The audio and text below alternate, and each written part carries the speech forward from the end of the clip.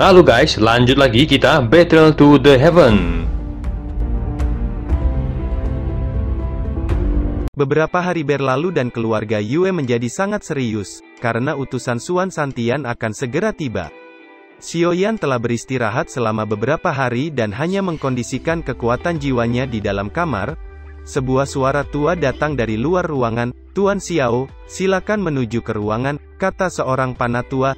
"Iya," jawab Xiaoyan dengan santai, dan berjalan keluar dari kamar. Dia tersenyum pada seorang lelaki tua berbaju putih di luar ruangan yang menunggunya.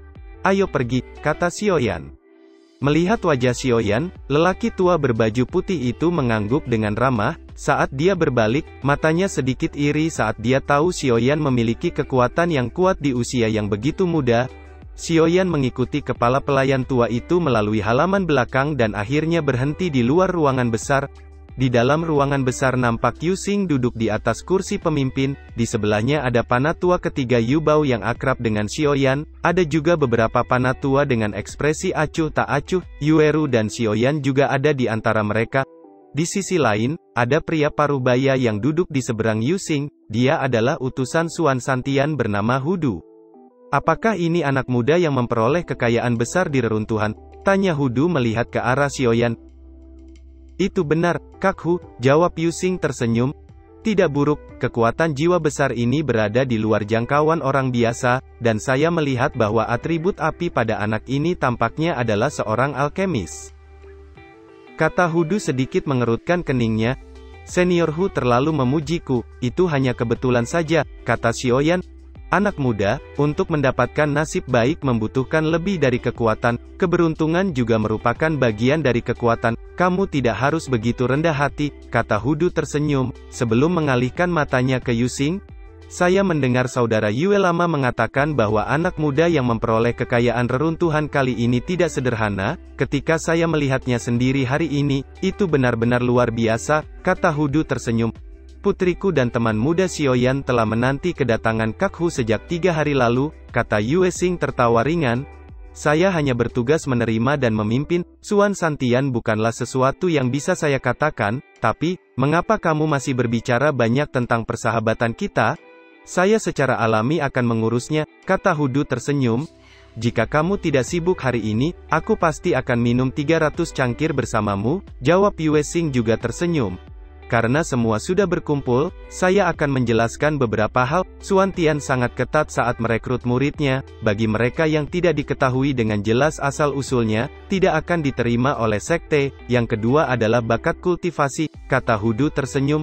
"Apa yang dikatakan saudara Hu sangat benar. Xiaoyan adalah seorang alkemis kaisar tingkat 1 dan dia juga seorang panatua di tempat ini. Jadi seharusnya tidak ada asal-usul yang tidak diketahui bukan?" kata Yu Xing tersenyum. "Meskipun Xiaoyan ini masih muda dan kekuatan jiwanya tidak lemah, tapi seorang alkemis peringkat pertama kaisar, ini terlalu banyak," kata Hudu terkejut. "Dia telah berada di Suan Tian sepanjang tahun, dia sangat jelas. Yang disebut alkemis peringkat pertama kaisar ini mungkin tidak terlalu menonjol di Suan Tian. Tetapi yang mengejutkan adalah usianya. Memiliki jiwa kaisar yang kuat sudah cukup untuk menunjukkan bahwa anak ini memiliki bakat tinggi untuk memurnikan obat. Jika itu benar, maka Xiaoyan ini terlalu menakutkan," pikir Hudu. "Kakhu, kapan aku pernah berbohong padamu? Selain itu, banyak orang di keluarga Yue kami telah melihat dengan mata kepala sendiri bahwa Xiaoyan telah menyempurnakan pil obat kaisar tingkat 1 dan berhasil menaklukkannya," kata Yu Xing tersenyum. Hudu terkejut saat mendengar itu dan mengalihkan matanya ke Xiaoyan. Yu Xing tersenyum saat melihat ekspresi terkejut di wajah Hudu dan menoleh ke Yueru. "Yuer, kamu sudah lama tidak bertemu Paman Hudu," kata Yu Xing. "Salam Paman Hu," kata Yueru berdiri dan membungkuk pada pria parubaya itu. "Ketika aku menggendongmu, kamu masih bayi, sekarang kamu sudah tumbuh dewasa," kata Hudu tertawa ringan. "Apakah mereka berdua akan pergi kali ini?" tanya Hudu. "Benar," kata Yu Xing mengangguk. "Kakakku, kamu datang dari jauh, jadi pasti lelah. Beristirahat di sini malam ini. Jangan khawatir, mereka akan datang ke Kinceng besok, dan kamu dapat membawa mereka pergi bersama dan menghemat banyak masalah," kata Yu Xing. "Baiklah," kata Hudu mengangguk dan tersenyum. Di kota Wucheng, di depan ruangan yang hancur, beberapa pelayan melihat ke langit. Sementara Wu Cheng di langit nampak diam karena kehilangan Wu Huan, putranya. Sesaat kemudian douci merah melonjak dari tubuhnya saat dia berbicara, "Hari ini, saya akan meninggalkan Wu Cheng untuk mengatur acara besar, semuanya akan diatur oleh murai setelah aku pergi," kata Wu Cheng yang suaranya bergema. Sementara douci merah melonjak di tubuhnya, matanya beralih ke kota Qingcheng, "Bajingan kecil Xiaoyan, aku pasti akan membalas dendam dan membunuhmu," gumam Wu Cheng. Setelah itu dia menarik pandangannya dan sekejap menghilang. Dengan perginya Wu Cheng, orang-orang dari klan Jiwa juga mengikuti, dan kelompok itu jelas memiliki beberapa rencana. Muller juga telah memulai perjalanan ke Qingcheng. Di bawah puncak yang sepi nampak sosok pria berjubah abu dengan pedang di punggungnya berjalan keluar dari gunung. Itu adalah Wang Zong. Di matanya, kain hitam yang melilitnya telah menghilang tanpa bekas, dan tanda hitam di dahinya memancarkan aura yang lebih menakutkan dari sebelumnya. "Energi dari jejak di matamu semakin kuat, kamu harus berhati-hati di masa depan, jangan melepasnya dengan mudah kecuali saat kritis, atau kamu kan menjadi gila," kata sosok tua kurus berbicara perlahan. "Iya guru," kata Wang Zong, dia kemudian membungkus tanda hitam di dahinya. Meskipun sosok kurus di depannya ini nampak lemah, hanya Wang Zong yang tahu bahwa sosok kurus ini sebenarnya adalah pria tua yang menakutkan. "Kamu membutuhkan lawan yang nyata untuk mengasah pedangmu, 7 kota ini jelas tidak dapat mencapai itu, kota Santian seharusnya menjadi tempat terbaik bagimu untuk memahami niat pedang, aku tidak bisa membantumu terlalu banyak, semuanya tergantung padamu," kata sosok kurus itu perlahan menghilang. Wang Zong mengangguk dan kemudian berjalan menuju Qingcheng. Di kota 10.000 binatang, raungan binatang yang memekakkan telinga bergema di kota, ketika semua orang melihat binatang besar bersayap mengepakkan sayapnya dan membubung ke langit. Di atas binatang bersayap itu, seorang gadis muda sedang duduk di atasnya, rambut hijaunya yang panjangnya dan matanya yang jernih memberinya penampilan yang unik. Dia bernama Liu Yin. Di bahunya yang lembut, ada burung biru bertengger dengan riang. Xiaohan mengeluarkan suara kicauan, jelas sangat senang bisa keluar bermain lagi. Yang aneh adalah udara dingin di sepasang mata burung itu tampak menjadi lebih kuat sekembalinya dari reruntuhan. Dengan sentuhan tangan Liu Yin, binatang bersayap itu segera mengepakkan sayapnya dan melesat ke kejauhan. Di perguruan silat, seorang pria menunjukkan tubuhnya yang kekar. "Jika kamu pergi ke Suantian, kamu harus lebih memperhatikan keberuntunganmu," kata seorang pria paruh baya.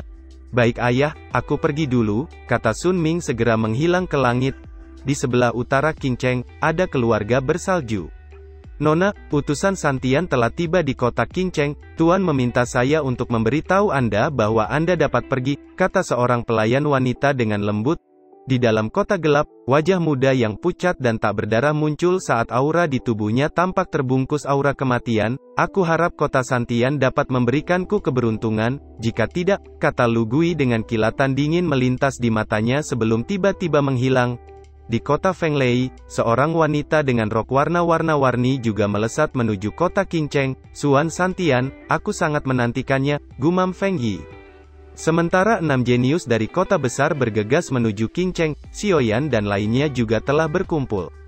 Yusing di ruangan tampak sedikit gelisah, ini adalah pertama kalinya dia melihat Yueru akan melakukan perjalanan jauh. "Ayah, jangan khawatir, aku akan baik-baik saja," kata Yueru. Yusing mengangguk, "Ingatlah untuk menjaga dirimu sendiri, selain itu, cobalah untuk menggunakan sedikit mungkin aura jiwa di dahimu. Sebelum kamu cukup kuat untuk menerima warisan," kata Yusing dengan sungguh-sungguh. Yueru mengangguk dan kemudian matanya yang indah bergerak sedikit. Waktu berlalu dan 6 jenius dari kota besar akhirnya tiba di keluarga Yue satu demi satu. Bagaimanapun, ini adalah utusan Suan Santian dan mereka tidak akan melewatkan kesempatan. Mueller juga yang pertama datang ke rumah Yue, lalu menyapa Hudu dengan hormat. "Meskipun Wu Cheng dan keluargamu sangat membenci Yusing yang melindungi Xiaoyan, tapi sayangnya ini adalah wilayah orang lain, dan ada Hudu di sekitar, karena itu Mueller hanya bisa menahan dendam di hatinya." Feng Yi baru saja tiba dan melihat Xiaoyan, Yueru dan Mueller, dan kemudian menyapa Hudu, sebelum dengan cuek mendekati Xiaoyan di depan mata Yueru. "Sepertinya kekuatanmu telah meningkat begitu cepat," kata Feng Yi menatap Xiaoyan dengan penuh minat dan duduk tak jauh. "Aku hanya beruntung," kata Xiaoyan tersenyum tipis. Yueru yang berada di sampingnya sedikit mengerutkan keningnya, dan kemudian menatap Feng Yi, seolah dia sedang menjaga sesuatu. Sesaat kemudian, Lu Gui, Wan Chong dan lainnya juga datang dan mengambil tempat duduk. Mereka saling memandang dan tidak melihat Wu Huan, namun mereka tidak peduli, semakin dikit yang datang semakin besar kesempatan mereka. Karena semua sudah datang, ayo pergi, kata Hudu berdiri dan berjalan keluar ruangan. Xiaoyan dan lainnya mengikuti di belakang.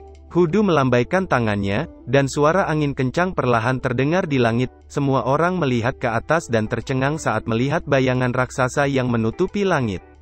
Itu sebenarnya adalah kapal feri, seru semua orang terkejut. Ini adalah kapal yang digunakan di Suan Santian untuk melakukan perjalanan jarak jauh, itu dapat membuka saluran ruang angkasa untuk mencapai Suan Santian, sehingga menghemat banyak masalah, hanya perlu menyuntikkan douchi ke dalamnya, dan kapal itu dapat melesat dengan cepat. Ayo pergi, kata Hudu tersenyum, tubuhnya segera melesat dan mendarat di kapal. Xiaoyan dan lainnya mengikuti di belakang. Douchi melonjak di tubuh Hudu saat dia menyalurkannya ke haluan kapal menyebabkan kapal melaju dengan cepat menuju kota Suan Santian. Semua orang bisa mencari kamarnya dulu, satu kamar per orang, di lantai 2, tunggu sampai beres dan berkumpul bersama di malam hari. Ada sesuatu yang ingin kuberitahukan pada kalian, kata Hudu. Menjelang malam, di sebuah ruangan kapal nampak semua orang telah berkumpul. Xiaoyan dan Yueru duduk dan saling memandang, tampaknya tidak tahu apa yang akan dikatakan Hudu kepada mereka kali ini. Menurut kecepatan kapal kita saat ini, kita akan dapat mencapai Suan Tian dalam 1 bulan, jadi beberapa hal harus diberitahukan kepada kalian sebelumnya agar tidak mempermalukan dirimu sendiri. Apakah kalian tahu tentang Suan Tian? Tanya Hudu menyapu semua orang yang menggelengkan kepala mereka. Hudu menghela nafas sebelum berkata. Benua Xuanling adalah seperempat dari seluruh benua Dou di. Benua Xuanling adalah yang terbesar dan juga memiliki warisan yang membanggakan. Itu adalah kota Suan Santian, tempat yang menyatukan pusat kekuatan puncak di benua Xuanling.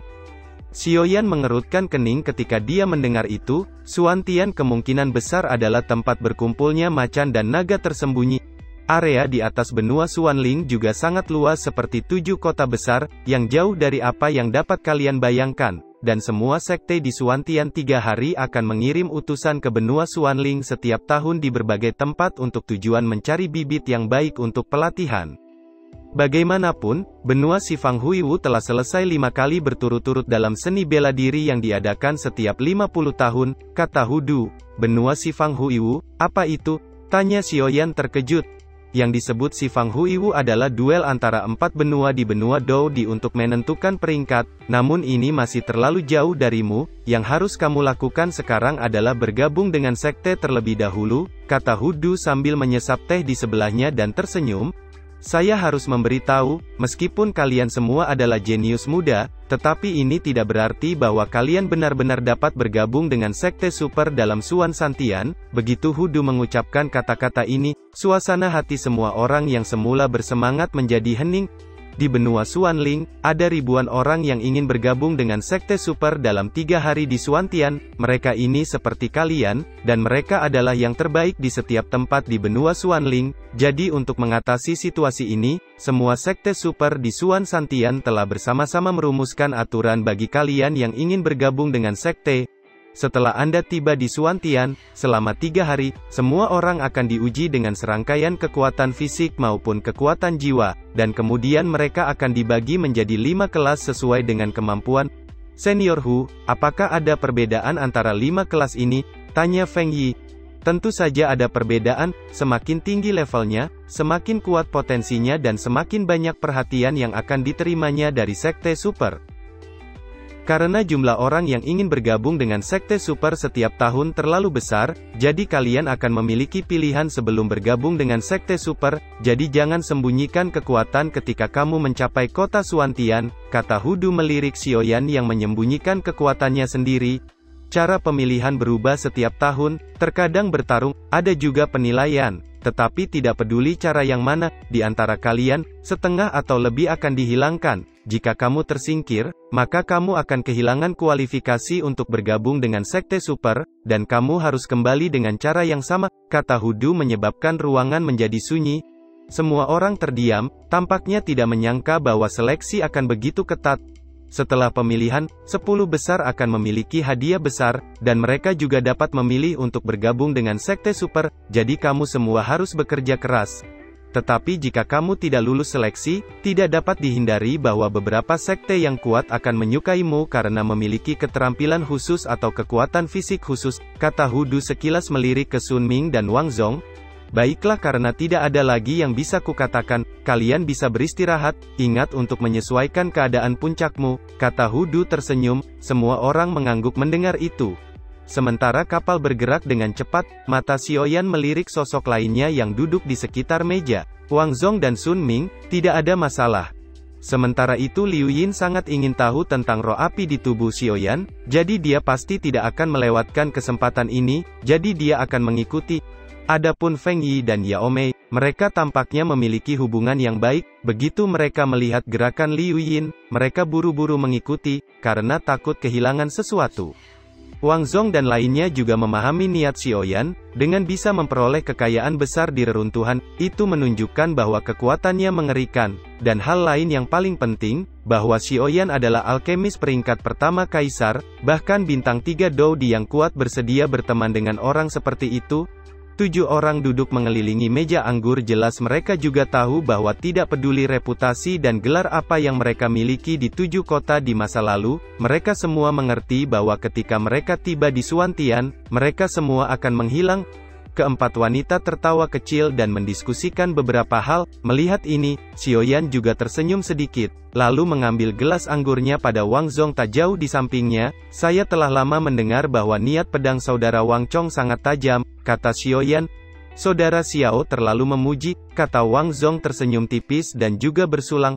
Wang Zong mengangkat kepalanya yang dililit kain hitam, dia mengangkat gelas anggur dan meminumnya sebelum berkata, saya bisa merasakan bahwa kamu adalah lawan yang langka. Jadi saya harap saya akan memiliki kesempatan di masa depan, biarkan saya mencoba pedang saya dengan baik. Xiaoyan hanya tersenyum mendengar itu, aku akan menemanimu kapan saja, kata Xiaoyan. Wang Chong sedikit tersenyum, lalu mengangkat gelas anggur dan menenggaknya. Setelah beberapa saat, Xiaoyan menatap lainnya dengan senyum di wajahnya sambil mengangkat gelas anggurnya saat berkata, semuanya, ketika kita berdiri di puncak generasi muda di benua Xuanling suatu hari nanti, mereka akan tahu betapa menakjubkannya 7 kota kecil kita. Saya berharap dapat bertemu kalian lagi di puncak. Aku akan melakukannya sebagai rasa hormat, kata Xiaoyan mengangkat gelas anggurnya dan meminumnya. Yueru menatap Xiaoyan dengan linglung, jelas Xiaoyan memancarkan pesona yang berbeda saat ini. Feng Yi, Yao Mei dan Liu Yin juga tertarik dengan kata-kata Xiaoyan dan memandang Xiaoyan dengan penuh minat. Wang Zong dan Sun Ming yang juga mendengar itu segera merasakan darah di tubuh mereka mendidih sedikit, lalu mengangkat gelas anggur dan bersentuhan dengan keras.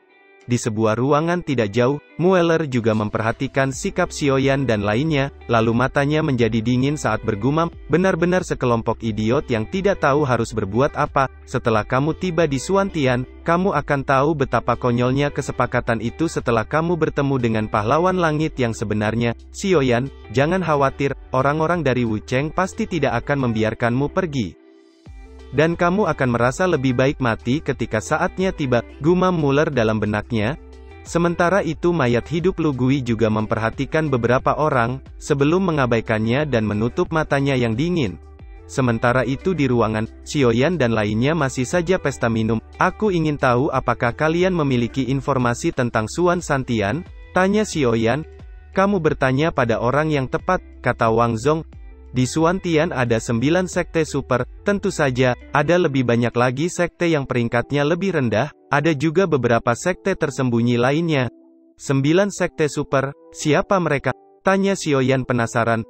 Mereka adalah Paviliun Pembakaran Dupa, Paviliun Wanhua, Istana Sunyi Kuno, Sekte Kuno, Solomon, Istana Boneka, Lembah Pil, Istana Tak Berperasaan, dan Sekte Wanjianmen, kata Wang Zong. Semua orang mengerutkan kening ketika mereka mendengar itu. Bukankah di benua Xuanling ada 1 kerajaan, 2 paviliun, 3 lembah, dan 4 sekte?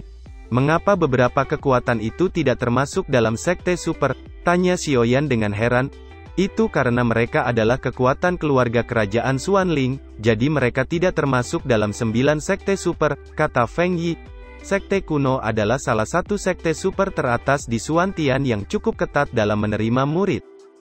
Meskipun ahli di sana tidak pandai menggunakan douci, namun mereka semua dikenal karena kekuatan fisik mereka. Dikatakan bahwa ada keterampilan bertarung misterius yang disebut 8 Dunjia. Keterampilan bertarung ini harus digunakan bersama dengan latihan khusus yang mengeluarkan kekuatan yang mengejutkan. Kata Sun Ming penuh minat. Dia jelas ingin pergi ke istana kuno yang sunyi ini. Jika dia bisa mendapatkan teknik bertarung Dunjia, masa depannya bisa dikatakan tidak terbatas. 8 Dunjia ini benar-benar keterampilan bertarung fisik pertama yang pernah saya dengar. Sepertinya teknik itu cukup hebat, kata Jin Long yang suaranya tiba-tiba muncul di benak Xiaoyan. Xiaoyan sedikit mengerutkan keningnya saat mendengar kata Jin Long, sebelum senyuman muncul di hatinya yang penasaran. Kalau begitu, aku ingin lihat betapa hebatnya teknik 8 Dunjia ini.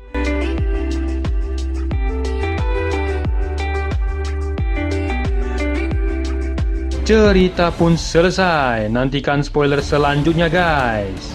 Buat yang belum subrek, dibantu subrek yo guys, biar jalan terus spoilernya. Buat yang udah subrek, mudahan dilancarkan rezekinya. See you and ciao.